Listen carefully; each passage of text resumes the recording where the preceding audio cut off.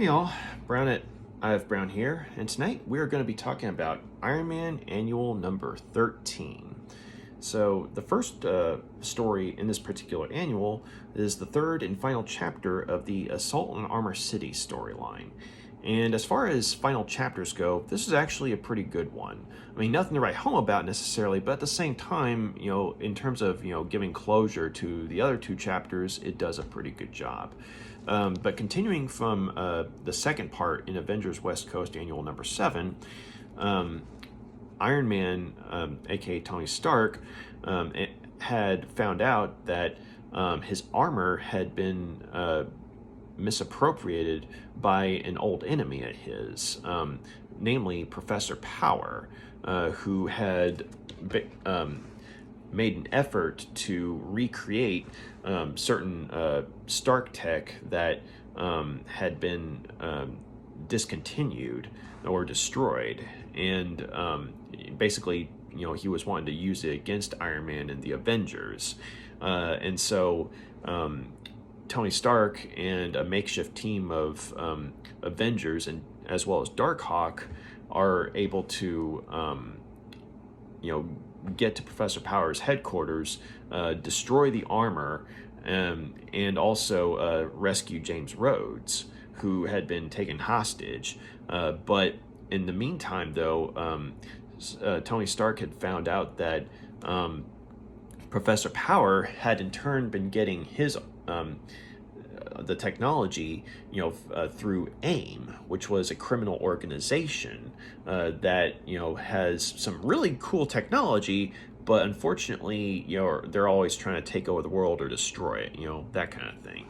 And so, and in this part of the story, Tony Stark, Spider-Woman, Scarlet Witch, Darkhawk, and James Rhodes go to the island where basically all this stuff is supposedly coming from, and they send James Rhodes in undercover in an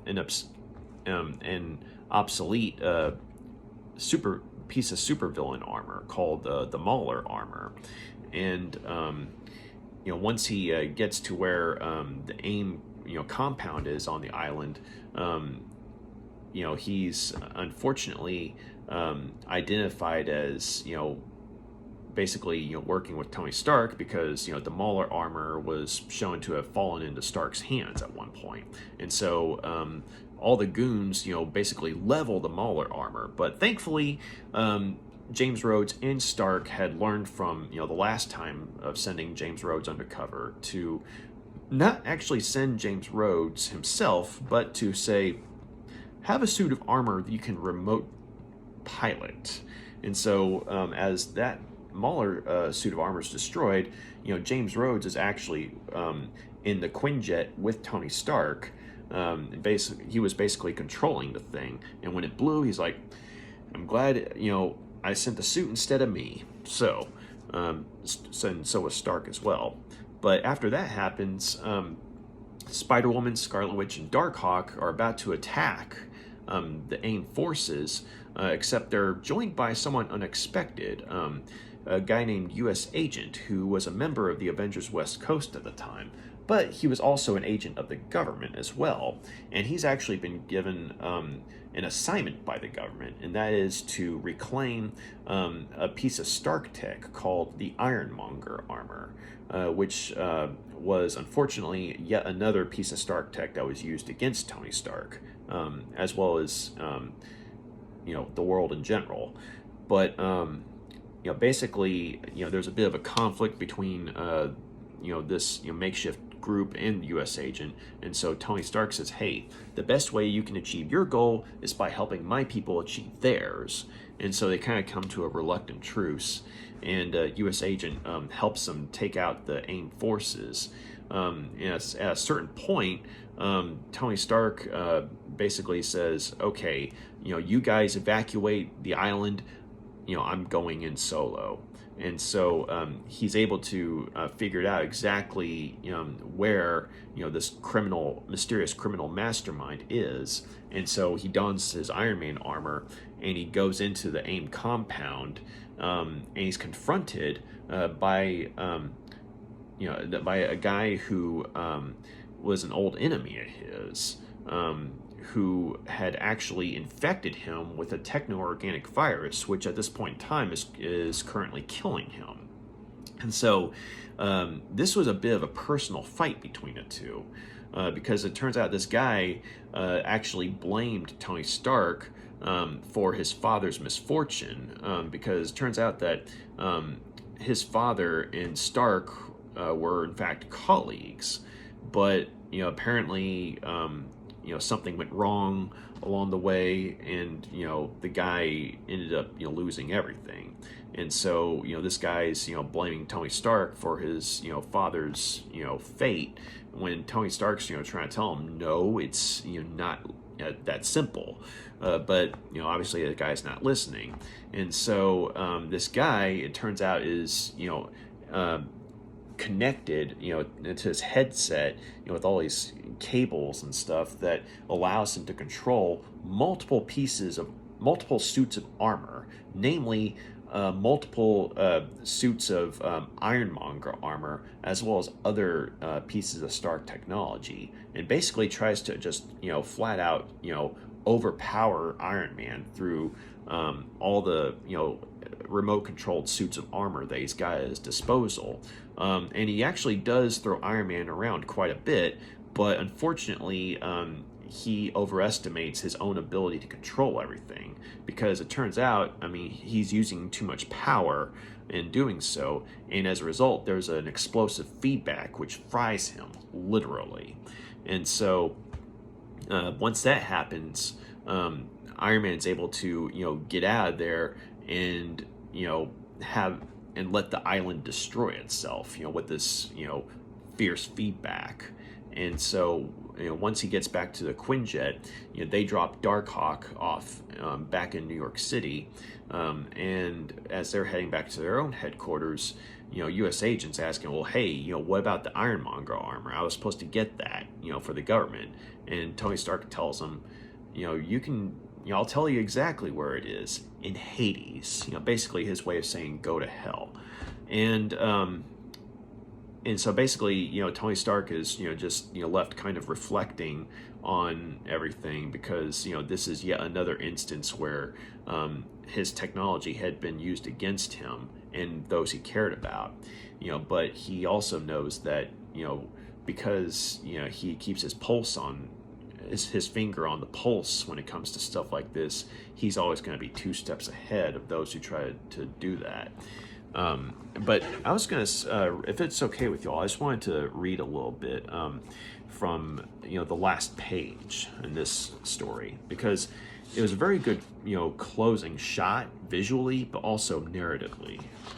But, oh, by the way, Len Kaminski was the one who wrote this particular portion of Assault on Armor City, and the pencils were by Colan, who is a legendary artist who had a fantastic run on Daredevil, and the inks were by Al Williamson, and letters were by Jim Novak, and colors were by George Roussos. So all in all, it's a pretty good chapter. But I just wanted to, real quick, here's the last page. I like this visual of Iron Man's mask, and yet you're able to see, the actual man through the eyes. Or Tony Stark in different ways. So Len Kaminski did the dialogue. He knows it's not over. The genie's out of the bottle, now and forever. Illicit duplicates of his designs will continue to circulate amongst the world's technological black markets. But he also knows that every day those designs grow farther and farther out of date, and that his own become more sophisticated, more powerful with each refinement. He will always be 2 steps ahead of them, and perhaps that is good enough. But, so yeah, very, nice little, closing page, very last final shot. Also, I just really like Gene Colan's artwork.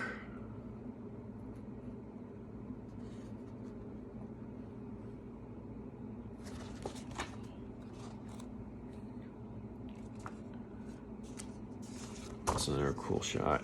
That's the Ironmonger armor.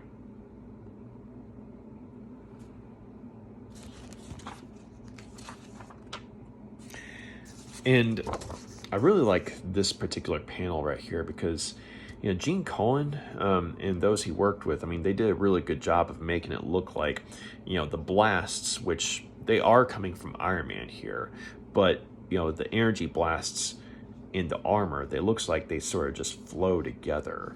I like the effect. So I'll go ahead and give Destroy 4 out of 5 stars. It was a pretty good final chapter. I think it follows in the footsteps of Chapter 2 of Assault on Armor City, in a sense that, much like Roy Thomas's handling of Tony Stark is handled here rather well by Len Kaminski's, hands when it comes to the writing, because the main issue I had with the first part of the storyline over in Darkhawk, it wasn't so much with the Darkhawk portion of the story, but it was more like how Tony Stark was portrayed in that story. And he was, seen as more of he was portrayed as someone who was kind of a shoot first, ask questions later kind of guy, which was very out of character for him, at least at this point in time.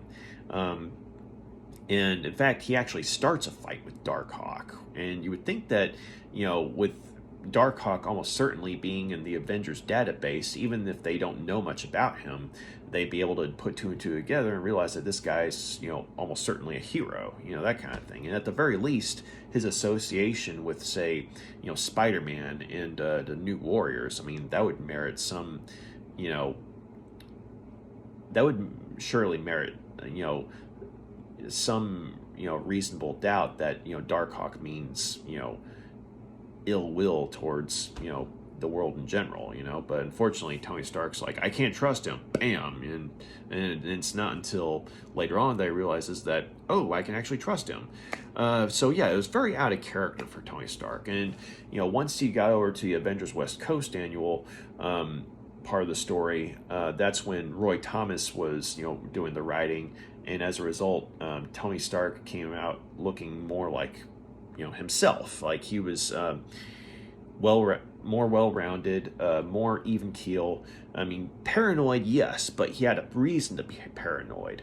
But he wasn't paranoid about Darkhawk, though. Like he was actually willing to, work with him and communicate with him, which is, basically how Tony Stark should have been portrayed in the first place.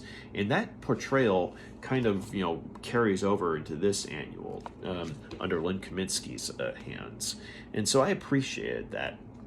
And I will admit that I wish that Darkhawk had a slightly larger part in the story, because, I mean, he had just enough of a part, to where you realized he was a part of the story, but at the same time, he was just kind of there. But I do appreciate that Len Kaminski followed in the footsteps of other writers in terms of handling Darkhawk, because Darkhawk, aka Chris Powell, is a teenager, and he actually sounds like a teenager, whereas everyone else, they sound like adults. So I appreciated that. So yeah, all in all, a good final chapter, and definitely 4 stars out of 5. The next story in here is called Annual Report, written by Richard Ashford, with art by David Johnson, and typeset by Dan Carr, and colors by Sue McTeigue. And this, as far as stories go, it's nothing special. I mean, it's nothing bad either, though. But it was yet another top 10 supervillains of such and such. And one of the reasons why I think, I liked that particular feature over the Darkhawk annual was because it was written from the mindset of a teenager whose life is, in chaos. And, in that particular story, he's, trying to clear his head, and in the process, he's also thinking about all the scraps he's been in. And so that top 10 supervillain, story actually made some sense. Whereas in the Avengers West Coast, top 10 villain story, it was literally just the Avengers West Coast, in their kitchen, saying like, hey, do we ever actually have any villains we can call our own? And basically they're trying to make a case for which villains are actually theirs. And so not really anything special about that story. But this one, though, I mean, it's also nothing special, but I will admit that I like the format of it, though, because it's done in such a way to where it's like, it's addressing you, the reader, but it's doing so under the assumption that you're a consumer of Stark Enterprises, or a customer of Stark Enterprises. And basically it's, showing how, Iron Man, as, the one superhero on parole with, Stark Enterprises, has basically proven the effectiveness of Stark technology time and again against multiple supervillains. And basically, it has sort of like snapshots of villains that Iron Man has gone up against. And I like that portion because it looks like, visually speaking, they could have been taken from a camera, from, say, Iron Man's armor, or something, like maybe, someone in a crowd took a picture, that kind of thing. And also, it's just, I appreciate that approach, where it's like, you, the reader, are a customer. But so you got Crimson Dynamo right there. You got the Mandarin right there. And I really like this shot of Titanium, man. Pretty cool. Then you got AIM. That's what the AIM goons usually dress like. Spy Master, Controller, and other supervillains right here. Backlash, Blizzard, Melter, and Unicorn. So, I mean, nothing special really, but at the same time, the format of the story was actually pretty clever. Having it, done as sort of like a message to, the Stark, Enterprise consumer. So I'll go ahead and, just for creativity, I'll give Annual Report 3 out of 5 stars. It was decent. Nothing special, but at the same time, it didn't take up any more space than it needed to. So, okay. So the next story is called Cold Fire, written by Jon Tomlinson, and with artwork by Andy Currie, and letters by Jon Babcock, and colors by Marcus David. And this is probably my personal favorite of the backup stories, because it has Tony Stark as Iron Man going to Russia to revisit an old haunt of his, or I should say an old battleground of his, namely this fortress that had been used by a group of supervillains in Russia.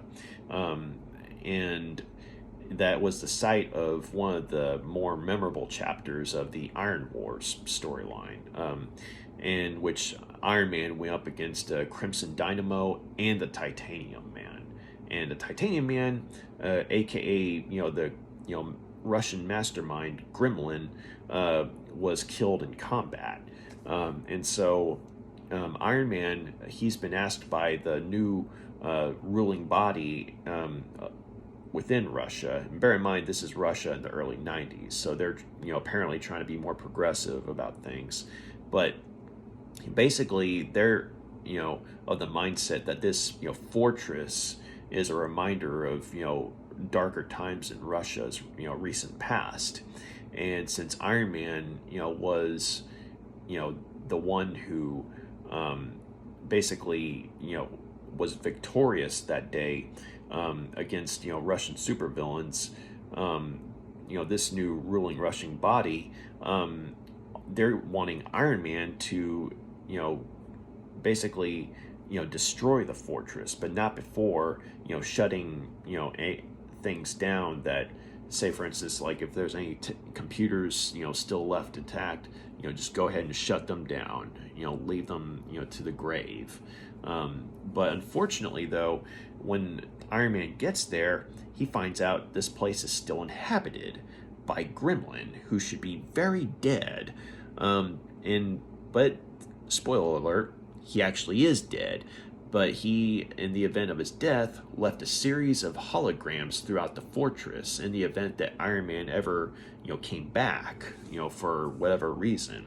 And so, The minute Iron Man touches down there, he's hit with a trap, and it's basically a corrosive agent that's dissolving his armor.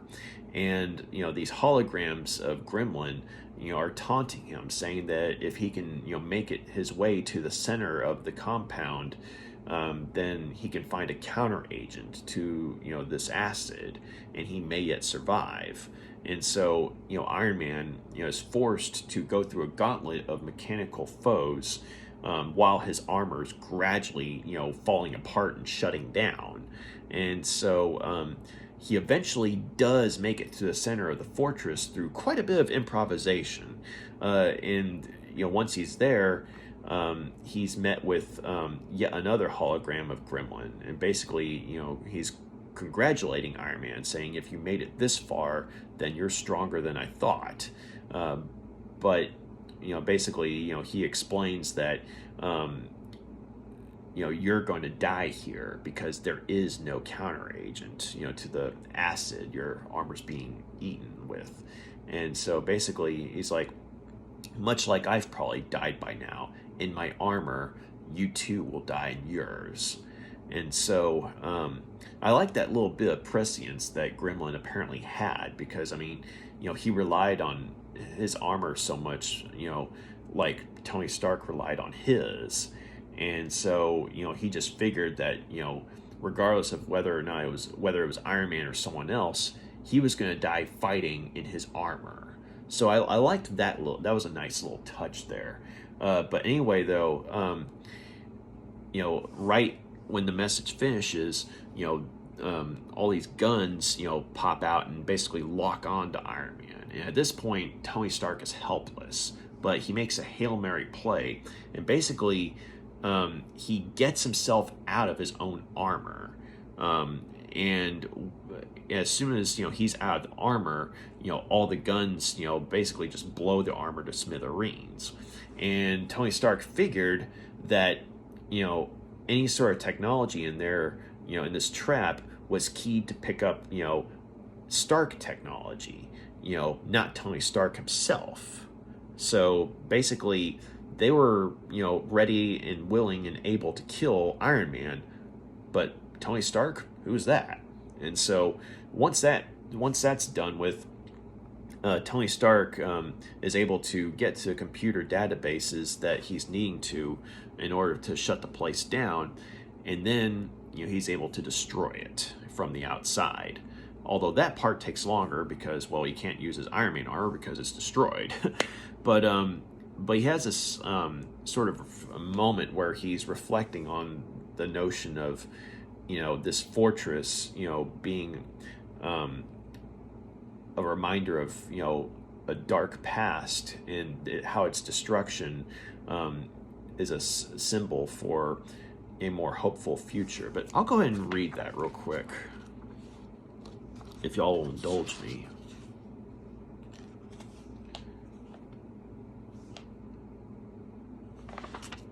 Give me a moment.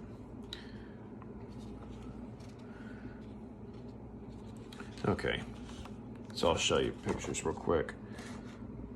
So this is right after Tony Stark, made that Hail Mary play. And there is his body right there being ravaged by the techno-organic virus that he's been infected with, at this point in time. But, he's able to, get to the database and shut everything down and then destroy everything. But I'll go ahead and read it here. A gamble. The crazy last-ditch gamble of a dying man. The armor was so corroded, one good laser salvo was enough to crack it from me like an eggshell. At least something went right today. Finally, bitter frost falls as silent as the tomb it always was. The defenses were programmed to react to Iron Man, not Tony Stark. Time to complete what I set out to do. Patrunchiko's media bonanza will have to wait. It's a long, cold walk without boot jets. Smoke curls skyward like the black and bitter soul of the gremlin, departed at last. Perhaps Bitterfrost, symbol of old hatreds, is finally buried too. Perhaps now we can start to think about the future.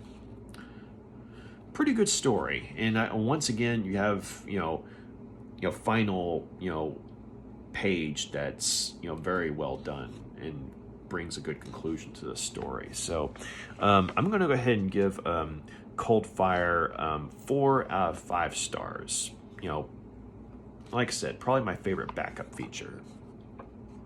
Okay, so the next story is Miss A Takes a Holiday. And basically, Miss A is in reference to Miss Arbogast, who is Tony Stark's secretary. And she is a very vital component to, Stark Enterprises running as efficiently as it does. But one day she has to step out and handle a family emergency. And her niece is able to come in and take over for a little bit. But she finds out the hard way that, Stark Enterprises probably is more insane than other office work environments, because she's having to constantly, run interference for Tony Stark, who is quote-unquote working on scientific experiments and doesn't want to be disturbed, while all these other people keep wanting to disturb him. But then, Tony Stark proves to be his own worst enemy when, while wearing his Iron Man armor, he accidentally bungles an experiment, but to be fair, he was distracted. And said experiment involves magnetics and nearly causes Iron Man in his own suit of armor to destroy his place by making him fly out of control. But it's only with some quick thinking that he's able to deactivate, the device.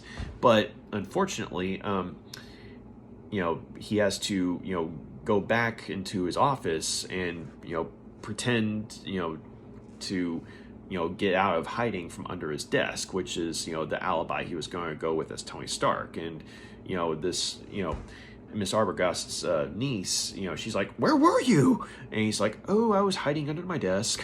And so, naturally, she's freaking out because she's like, I was only supposed to be here for one day and this whole place is destroyed. I mean, it wasn't my fault. And so, Tony Stark's like, "Yeah, I'm not looking forward to having to explain to Miss Arbogast, why the place is no longer standing after one day of her being gone. But I have my own connections."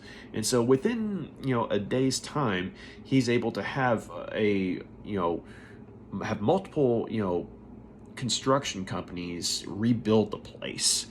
And so Miss Arbogast comes back in, and she's happy to see Tony Stark, and everyone's happy to see her. No one's saying anything, but she was surprised to find her niece on Stark's couch, and he's like, "Yeah, probably worked her a little too hard on her first day, but she was really efficient. She just needed some rest."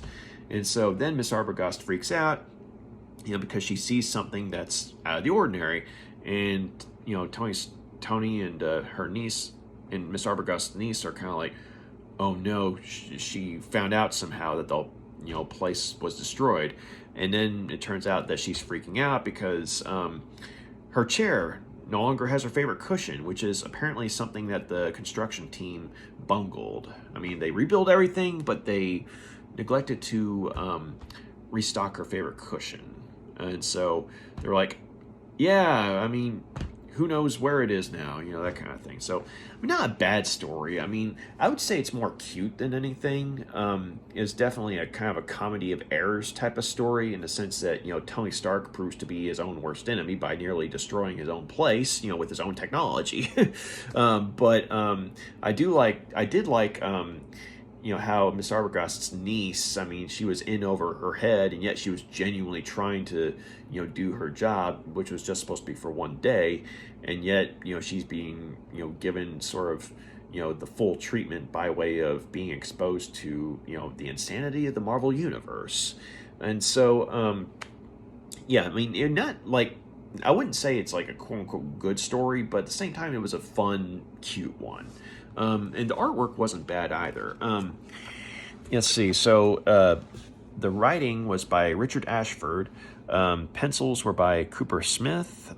Inks by Andrew Pepoy. letters by Susan Crespi, and colors by Ken Feduniewicz. I hope I said the name right. But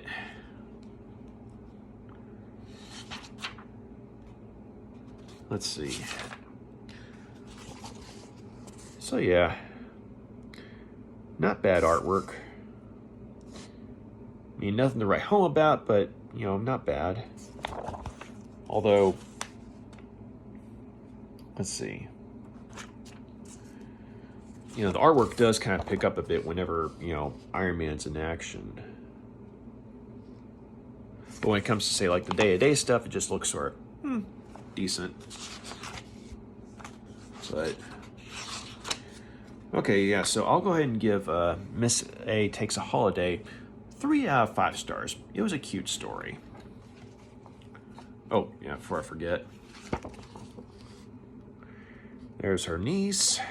And there she is freaking out about her cushion. I like the little detail about Tony Stark, you know, having grown a beard at this point, you know, because he's been up all night trying to get the construction team to rebuild the place, you know, so nice little touch there. Okay, so the last story in this annual is 5 Minutes. And this was written by Tom Brevoort and Mike Kanterovich, I think is how you say his name. So 2 writers this time. Pencils by Chuck Wostkiewicz, and inks by Tim Dzon, letters by Steve Dutro, and colors by Pat Garrahy. And so 5 Minutes deals with Tony Stark using his stealth armor, which is a pure black suit of armor, which looks really badass, to head to an island which has been commandeered by forces of Hydra, which is yet another criminal organization that's trying to destroy or take over the world. See a connection there? But anyway, it turns out that Hydra had been able to use a pirated signal to steal one of Iron Man's suits of armor and use it for their own nefarious purposes. And so, Stark and James Rhodes, they were trying to figure out, where the signal came from, and they were able to find where it came from, which is on an island, as I said, that's been commandeered by forces of Hydra. But the problem is, the location of this island is in a part of the world where, world affairs are in a very delicate position right now, to a point where, say, if an American superhero like Iron Man goes in guns blazing, it could set off an international incident.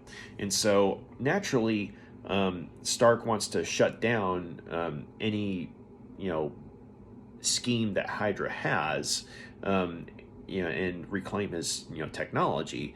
But on the other hand, though, he obviously can't go in guns blazing, and he can't go in a bright red and yellow suit. And so hence where the stealth armor comes in. And so within the span of, once he gets to the island, in a span of 5 minutes, he's able to triangulate where the armor is by tracking its signal. And then in the process, he gets into a fight with his own armor, which for the record is being remote controlled by some of the people on Hydra. And it is kind of amusing that the lady who's in charge of this faction of Hydra, she's monologuing about her evil plans, or Hydra's evil plans for Stark's armor. And so basically Bond villain stupidity, like she's going into her whole plan while Iron Man's right there. Granted, he's fighting against his own suit of armor, but at the same time it's like, this is Iron Man. You really think he's not going to get out of this? And so, case in point, he's able to use some of the technology in the stealth armor to, latch on to the systems of, the remote piloted, Stark armor that, he's fighting against. And as a result, there's a feedback which basically, destroys the systems that the Hydra techs were using to control the armor. And unfortunately, it was such a feedback that the whole base is about to blow up. And so Stark, with his stealth armor, is able to get control of his own of his other suit of armor again, and get out of there before the place blows. And he does, do the decent thing and tell, the Hydra agents, it's like, hey, you guys might want to vamoose. So, all in all, not a bad story. Nothing great. But at the same time, I thought it was pretty cool, seeing one of my favorite suits of armor in action. Because even though it's not, like, the most powerful suit of armor he has, the stealth design is just really cool looking. Very sleek. And I also thought, how you got to see, that capability that it has of, overriding, his own technology with it. That was pretty cool, too. I'll go ahead and give it 3 out of 5 stars. I will say that, while the Hydra agents, looked and behaved in a rather stupid manner, like you have some of them, literally, smoking cigarettes, on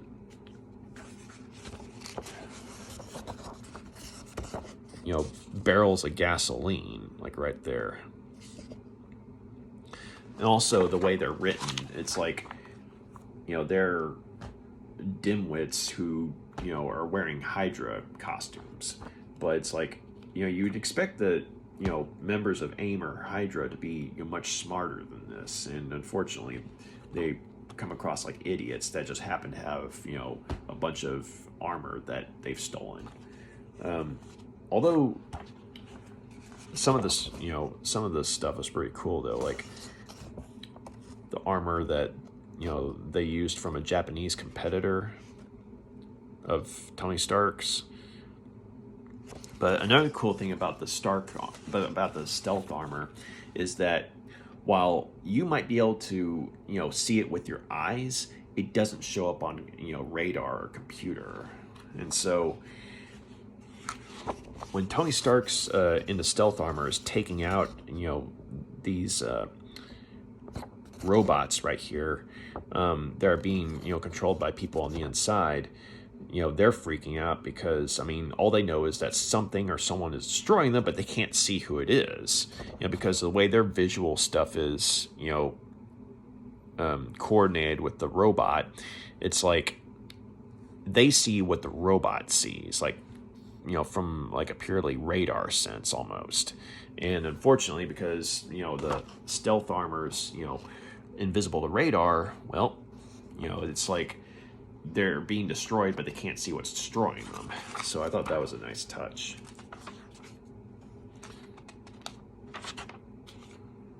Also, I will say that, the artwork, on some of the stuff, with the stealth armor was pretty cool. Like, you see this inside shot of, Tony Stark in the armor and the machinery attached to his face. And you got him overriding the other Stark armor that he's fighting against. And then you got the feedback, which basically results in the place about to destroy itself.